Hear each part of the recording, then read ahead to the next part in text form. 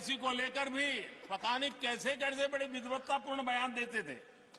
LIC का ऐसा हो गया, एलआईसी का वैसा हो गया, एलआईसी का यूं हो गया।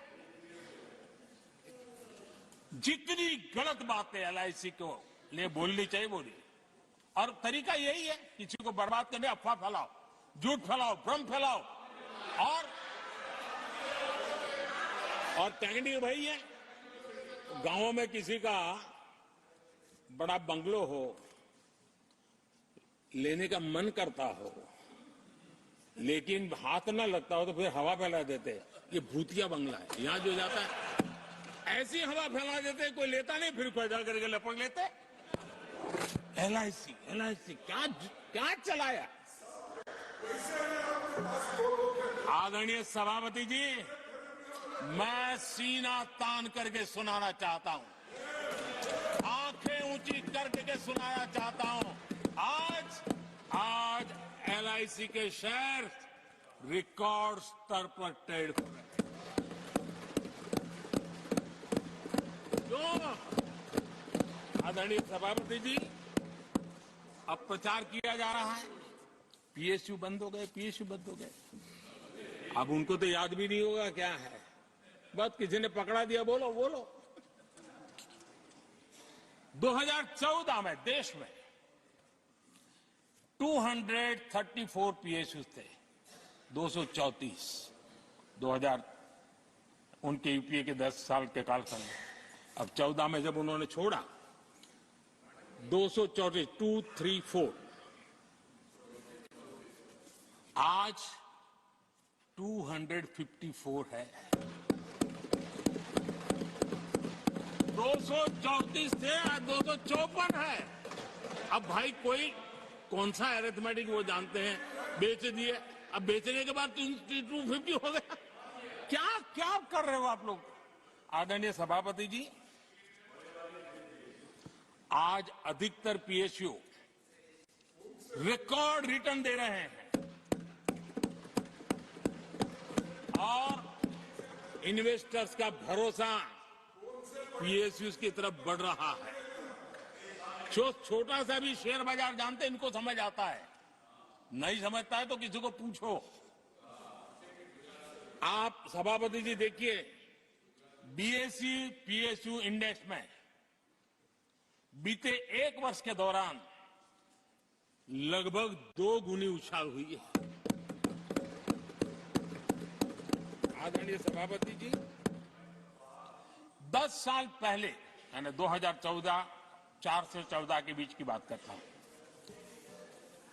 पीएसयू का नेट प्रॉफिट करीब करीब 1.25 लाख करोड़ था, और इस 10 वर्ष में पीएसयू का नेट प्रॉफिट 2.5 लाख करोड़ है।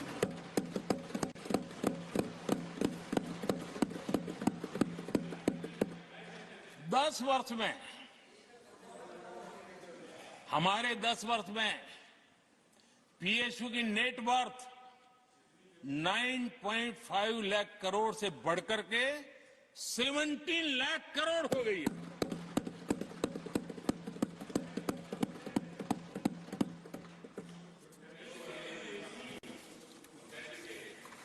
आदरणीय सभापति जी,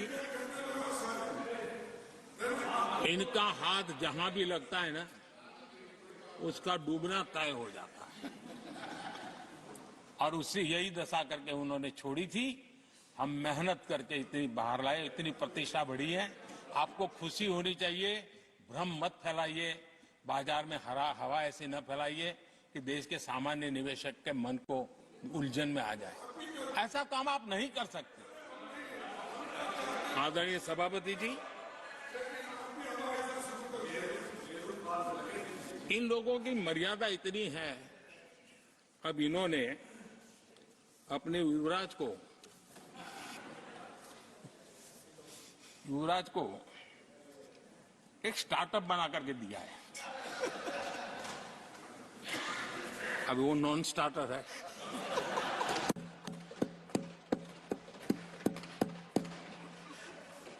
न तो वो लिफ्ट हो रहा है, न वो लॉन्च हो रहा है।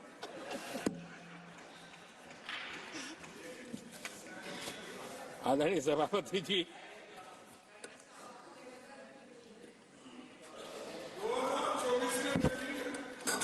आप पिछली बार भी इतनी शांति से रहे हो तो कितना मजा आता।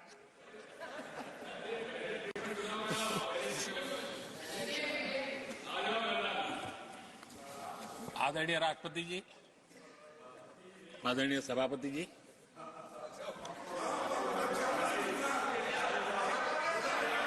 बधाई हो, बधाई हो, बधाई हो, सबको बधाई हो।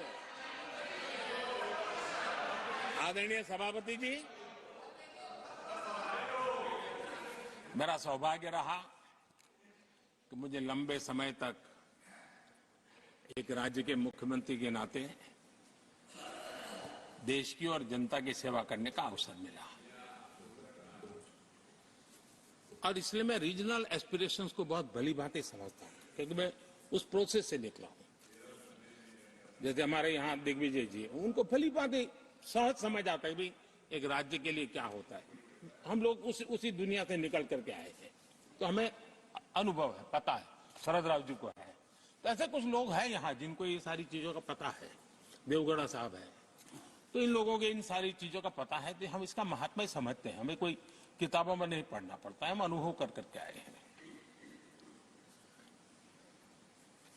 और ये भी सच्चाई है साहब, 10 साल यूपीए की पूरी शक्ति गुजरात को क्या कुछ न करने में लगी हुई थी, आप कल्पना नहीं कर सकते। लेकिन मैं आंसू नहीं बहाता, मैं रोने की मेरी आदत नहीं है जी। लेकिन तब भी उतने संकटों के बावजूद भी, उतने जुल्म के बाद भी, हर प्रकार की मुसीबतों को झेलते हुए भी, मेरी तो मुसीबत ऐसी थी कि यहाँ किसी मिनिस्टर से मुझे अपॉइंटमेंट नहीं मिलती थी। वो कहते थे, भाई आप जानते हो मेरी तो दोस्ती है, मैं फोन पे बात कर लूंगा, लेकिन कहीं फोटो वोटो निकल गए, ये डर रहता था। यहाँ मंत्रियों का डर ऐसा था। अब खैर उनकी मुसीबतें मैं समझ सकता हूं। मेरे यहाँ एक बार बहुत प्राकृतिक आपदा आई, मैंने उस समय प्रधानमंत्री जी को बड़ा रिक्वेस्ट किया कि आप आइए, एक बार जरा देख लीजिए। उनका कार्यक्रम बना, फिर साहब एक एडवाइजरी कमेटी बनी थी, शायद वहां से हुक्म आया, तो कोई हेलीकॉप्टर से हवाई निरीक्षण करे वो तो मैं समझ सकता हूं। साहब वो कार्यक्रम बदल करके साउथ में किस राज्य में गए तो मुझे याद नहीं रहा, और बोले हम हवाई जहाज से ऊपर से देख लेंगे, हम गुजरात में नहीं आएंगे। मैं सूरत पहुंचा हुआ था, वो आने वाले थे, मैं जानता हूं आखिर में क्या हुआ होगा।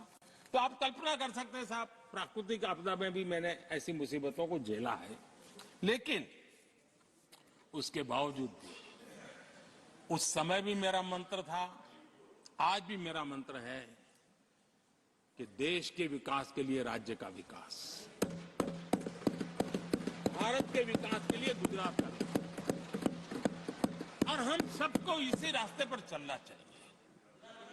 हम राज्यों का विकास से ही राष्ट्र का विकास कर पाएंगे, इस पे कोई विवाद नहीं हो सकता है, कोई विवाद नहीं हो सकता है। और मैं आपको विश्वास देता हूं सभापति जी, राज्य अगर एक कदम चलता है तो 2 कदम चलने की ताकत देने के लिए मर रहा है।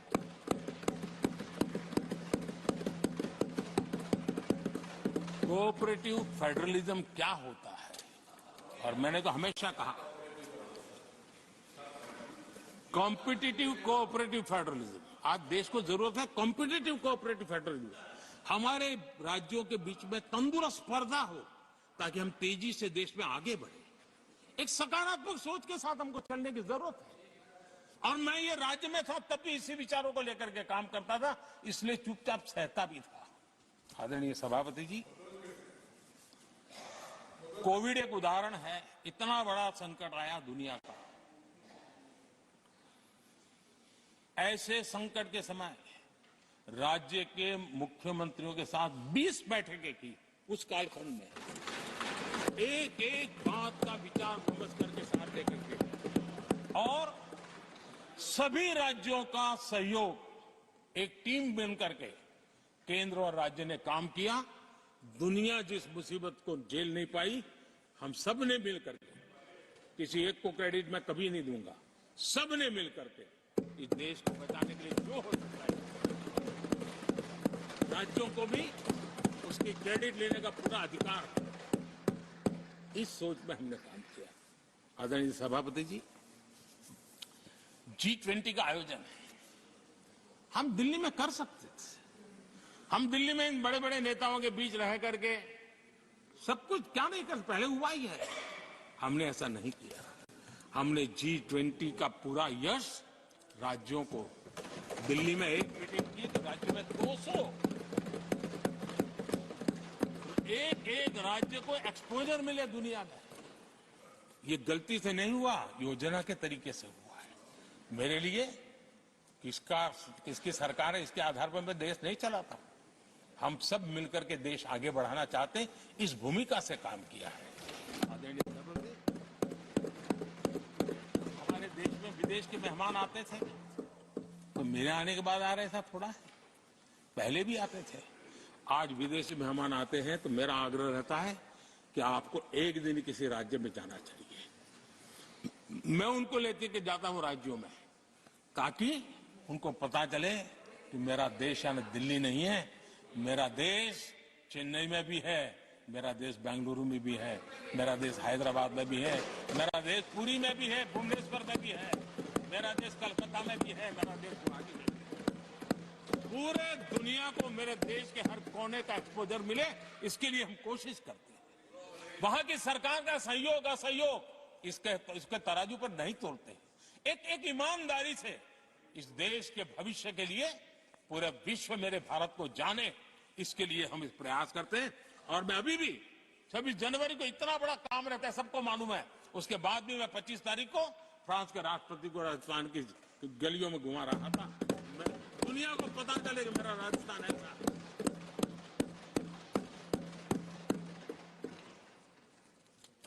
आदरणीय सभापति जी, हमने एक बहुत बड़ा कार्यक्रम लिया जिसकी विश्व में एक मॉडल के रूप में चर्चा हो रही है, एस्पिरेशनल डिस्ट्रिक्ट। एस्पिरेशनल डिस्ट्रिक्ट की जो सफलता है ना, उसमें 80% भूमिका मेरे राज्यों के सहयोग की है। राज्यों ने जो सहयोग किया है, उन्होंने एस्पिरेशनल डिस्ट्रिक्ट की मेरी भावना को समझा है। आज इस एस्पिरेशनल डिस्ट्रिक्ट को आगे बढ़ाने के लिए 80% ताकत राज्यों से मिल रही है, डिस्ट्रिक्ट लेवल के अफसरों से मिल रही है। और जो राज्य, वो राज्य की औसत में भी आखिरी पायदान पे खड़े थे, वो आज नेशनल एवरेज के साथ कंपटीशन करने लगे। ये डिस्ट्रिक्ट कभी पिछड़ी डिस्ट्रिक्ट मानी जाती थी। ये सबका सहयोग से हो रहा है और इसलिए हमारे कार्यक्रमों की रचना ही सबको साथ लेकर के चलने की है और मिलकर के देश के भविष्य को बनाने की है।